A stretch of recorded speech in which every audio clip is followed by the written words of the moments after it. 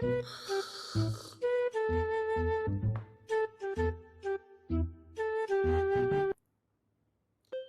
भोंदू के पापा, आपका फोन बज रहा है, आप फोन क्यों नहीं उठा रहे हो? अरे यार, ये ऑफिस वाले आज क्यों फोन कर रहे हैं? उठाऊं? हेलो।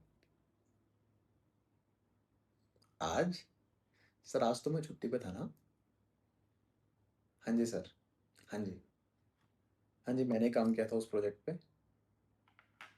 ठीक है सर, मैं अभी आता हूँ। इस टाइम ऑफिस क्यों बुला रहे हैं? पता नहीं आज ऑफिस क्यों बुला रहे हैं। आज तो वैसे भी आपकी छुट्टी थी, और इस टाइम तो ऑफिस भी बंद हो जाता है। और सर भी थोड़ा जल्दी में लग रहे थे। पता नहीं कुछ हुआ तो नहीं, मैं देख के आता हूँ एक बार। ठीक है, बताना क्या हुआ।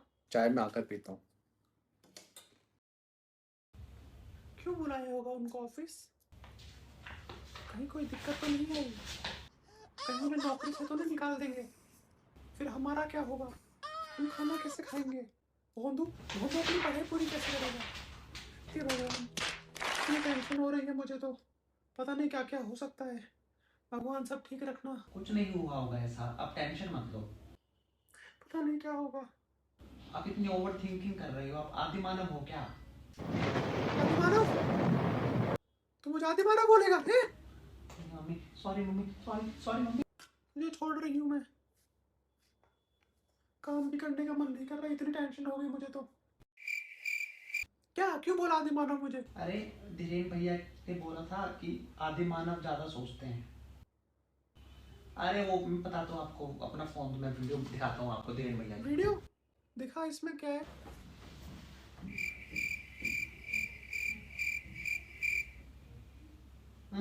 एक तो मम्मी आप ब्राइटनेस इतनी तेज करके रखते हो। रुको, मैं आपको वीडियो कॉल के देता हूँ।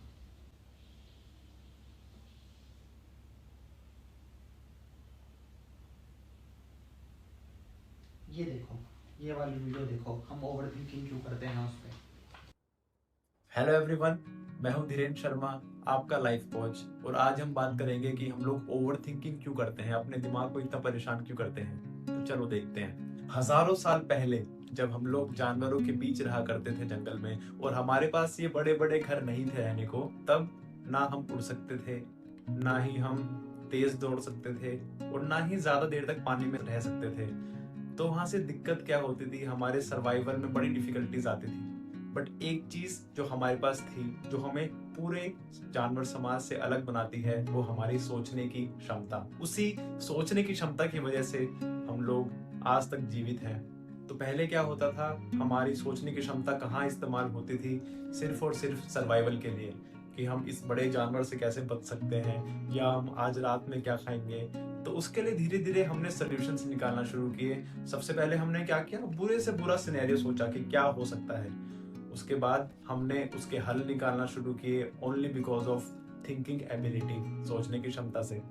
जैसे कि हमने बड़े बड़े हथियार बनाए जिससे हम जानवरों से बच सकें, और हमने ग्रुप्स में रहना शुरू किया, गुफाओं में रहना शुरू किया, आग का इस्तेमाल करना शुरू किया जिससे जानवर दूर रह सकें। और सबसे बड़ी चीज, हमने हंटिंग खोजी ताकि हम भूखे पेट ना सोएं और हमारा सर्वाइवल हो सके, हम जिंदा रह सकें।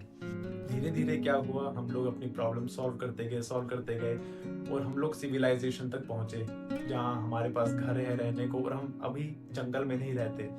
तो 24 घंटे जंगल में जो खतरा हमारे ऊपर मंडराया रहता था, उस हिसाब से जो हमारा माइंड की प्रोग्रामिंग हुई थी कि इसको सर्वाइवल कराना है हमें, और बुरे से बुरे चीज सोचनी है ताकि ये जिंदा रह सके, तो वो चीज जो हमारा माइंडसेट बन चुका था, वो आज भी हमारे साथ है। इसी वजह से हम लोग ओवर थिंकिंग करते हैं।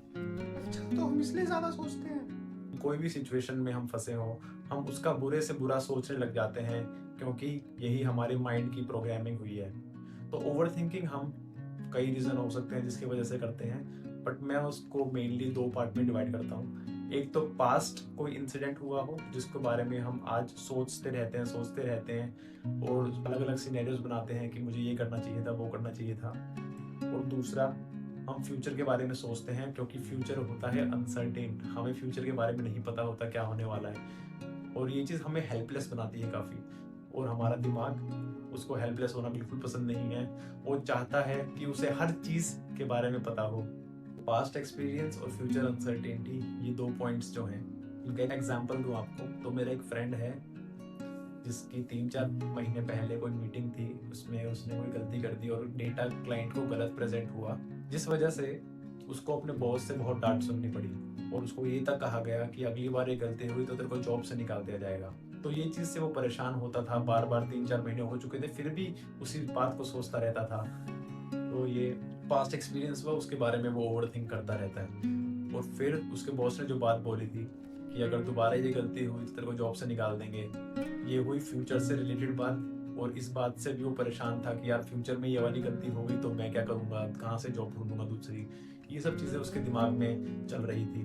तो ये 2 एग्जाम्पल हुए पास्ट एक्सपीरियंस और फ्यूचर अनसर्टेनिटी से रिलेटेड। ये तो चलो एक ही इवेंट था, बॉस से रिलेटेड, ऑफिस से रिलेटेड, पर वो अलग अलग चीज़ें भी हो सकती हैं। मेरा दोस्त जिसके साथ ये ऑफिस वाला इंसिडेंट हुआ, उसके दिमाग में एक और बात उसको परेशान कर रही थी, वो था उसका एक एग्जाम रिजल्ट जो उसने दिया हुआ था, जो कि 1 महीने बाद रिजल्ट आने वाला था। अब इसने ये तो बता दिया, पर अब मैं करूँ क्या? सोल्यूशन कहाँ मिलेगा मुझे? तो आप अपनी ओवरथिंकिंग पे कैसे काम कर सकते हो और उसको कंट्रोल में कैसे ला सकते हो?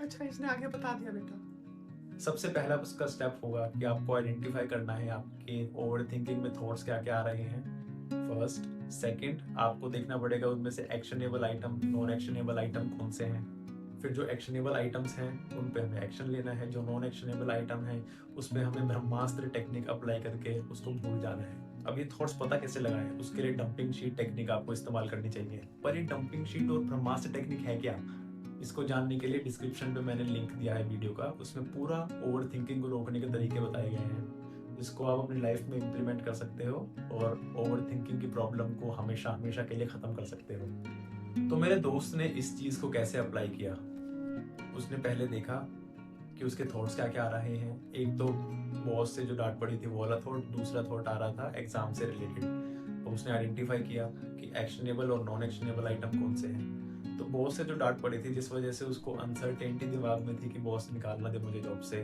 और मैं दोबारा ये गलती ना दोहरा दूं, तो वो चीज़ एक्शनेबल थी कि वो गलती को कंट्रोल करे और उस पर काम करे। तो इसलिए उसने अपने सिस्टम में ही ऐसे कुछ कंट्रोल्स लगाए, कुछ ऐसे तरीके निकाले जिससे वो गलती अपने आप पकड़ में आ जाए और उसने फिर दोबारा से डबल चेक करना शुरू किया चीज़ों को। तो वो एक्शनेबल पॉइंट उसका वहाँ पे सॉल्व हो गया। फिर उसने देखा कि एग्जाम जो वो ऑलरेडी दे चुका है और रिजल्ट जो कि एग्जामिनर चेक करेगा उस पर डिपेंड करता है, ना कि उसके सोचने पे। जितनी बार भी उसको एग्जाम का थॉट आया उसने ब्रह्मास्त्र टेक्निक अप्लाई करी और उसके थॉट्स आने बंद हो गए उस पॉइंट के बाद। So that's how you can also apply this. तुम्हारे पापा का फोन आ रहा है। हाँ बोल दो क्या पापा? अच्छा, सब कुछ ठीक है? आपका प्रमोशन हुआ है? अरे वाह। वो बॉस को निकलना था इसलिए वो आपको प्रमोशन की न्यूज़ देके जा रहे हैं आप। ओके ओके ठीक है, अब मिठाई लेके आना घर पे। Okay bye. अगर ऐसी कोई भी चीज़ है जो आपको परेशान कर रही है और आप चाहते हो कि मैं उस पर वीडियो कंटेंट बनाऊं जिससे आपकी मदद हो सके, so please let me know in the comment section below. Thank you so much. फालतू में इतनी टेंशन ले रही थी, कुछ भी नहीं हुआ, सब ठीक था। लेकिन भोंदू, तुम ये ओवर थिंकिंग वाली वीडियो क्यों देख रहे थे? अरे मैं तो ऐसे ही देख रहा था मम्मी, वो आदित्य से बात नहीं हो रही थी ना, तो मैं थोड़ा परेशान था, वो मेरा दोस्त था।